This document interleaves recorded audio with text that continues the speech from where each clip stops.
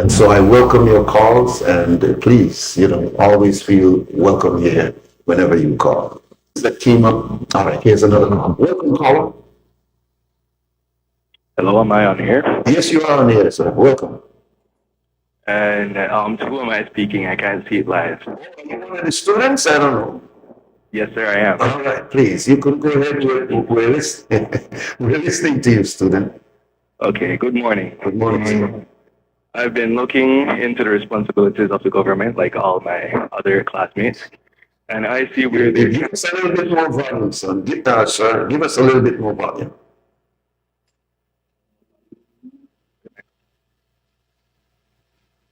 Go ahead. Can you hear me? Oh, much better. Okay, I've been looking into the responsibilities of the government, and I see where there can and should be some improvements made. I mean, Belize being such a small country, the crime rate is just incredibly high, and one of the most common instances of crime is the illegal retailing of cannabis marijuana. I'd like to say that over the years, the criminalization has made like the relationship between the lower class citizens of Belize Decriminalization, decriminalization. It has been decriminalized, but it's still a crime to have more than a certain amount. Oh, I see what you're saying. Yeah, in public, yeah.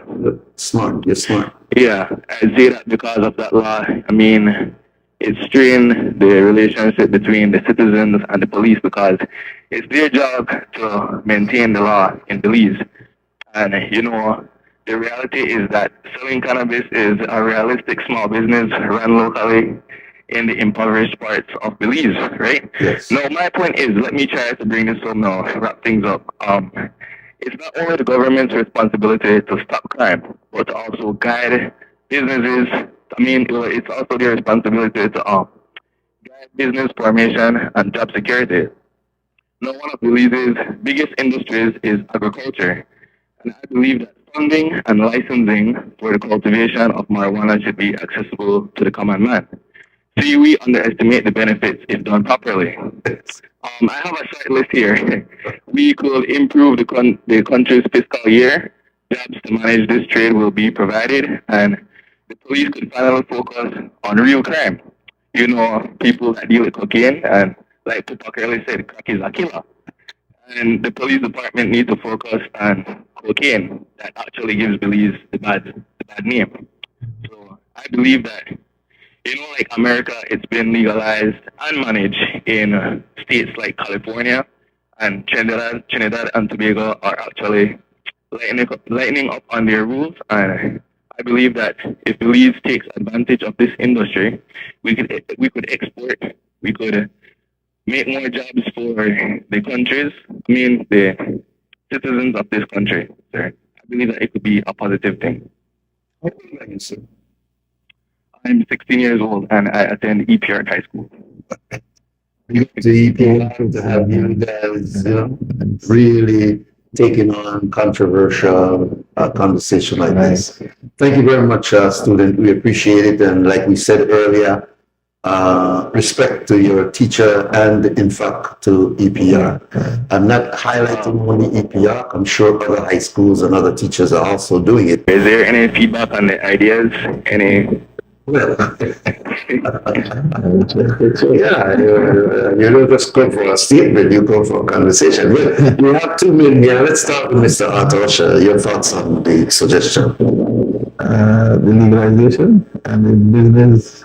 Yeah, potential for it as an industry, as a possibility of developing small industries, grassroots citizens being a part of it, and the big thing, exporting. Right. Yeah. Yeah, I think it's a sort of opportune time. I think the world is moving in that direction, and so indeed, making benefit to that to our country and job development and stuff like that is essential to economies. And so the question is always how do we safely, how do we correctly transition it from an illegal substance to a viable business is always where we're at right now. I think we're in a transition period. And so looking at another 3 to 5 years, I would expect that some of these ideas that the young man brought out should should be implemented. So then what? On the perspective of jobs, I got hooked on what you mentioned on that part. And I 100% agree with him. One of the things, going back to our engaging men and boys, is that one of the downfalls in our society is that there aren't enough jobs and enough jobs for males, especially those males who are not academically inclined and still do not find themselves in a technical institution. So if what he mentioned about maybe getting farmland, putting some young boys out there, let them be the supplier when all of this is done in a more systematic way, would indeed give them a purpose, a sense of purpose. They'll be able to feed their families, feed themselves, and it will probably decrease crime.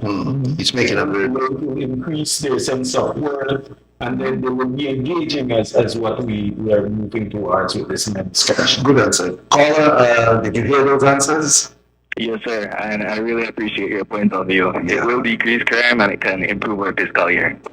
And we appreciate your calling, and I'm glad that your teachers are having this level of conversation with you all. Thank you. Yes, sir. Here's another call. Welcome, caller.